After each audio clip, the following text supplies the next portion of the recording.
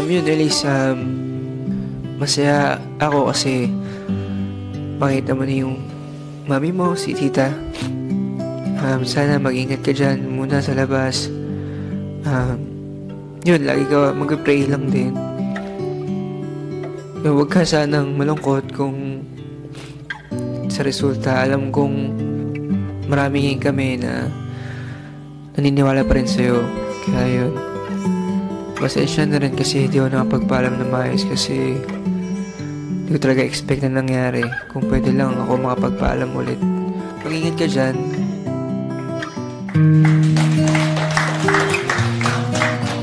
Ganun nga yung titig ni Makoy, no? Ganun pa rin. Ano naman ang naramdaman mo dun sa mga ipinakita namin sa'yo? Nakakamiss po sila.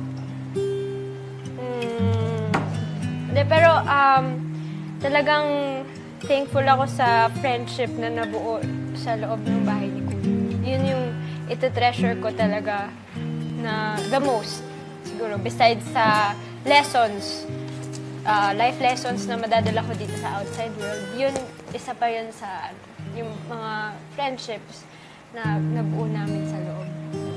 Grabe, no? Dati, nakita ka lang namin as a commercial model. As Tapos, the Hugot Babe. As the Hugot Babe, naging trending yung commercial mo. Tapos, nabigyan ka ng pagkakataon sa loob ng bahay ni Kuya na manatili. At hindi lang maging parte ng celebrity edition, itong Lucky 7, pero kundi maging part ng Dream Team. Diba? Importante nakita natin nabuo si Elise. Yes. From the At mas Hugot lumabas Babe yung to the Happy personality mo. Babe. Diba nung May celebrity Makoy. edition is, tinatawag mo sarili mo introvert, pero itong napabalik ka sa Dream Team ay lumabas yung kung sino talaga si Elise. Lalo na nagsimula yata yun sa cheerleading challenge. Congratulations. Thank you po. Napaka-sweet talaga magsalita ni Elise. Actually, dito sa online world, lagi namin sinasabi yung isa mong word na laging sinasabi. Ano yun? Bafar. Bafar. Bafar. Bafar. Lagi namin sinasabi, you know, like, Bafar. Oo, tapos pag ginagawa Bafar, na, oo. mababash na naman.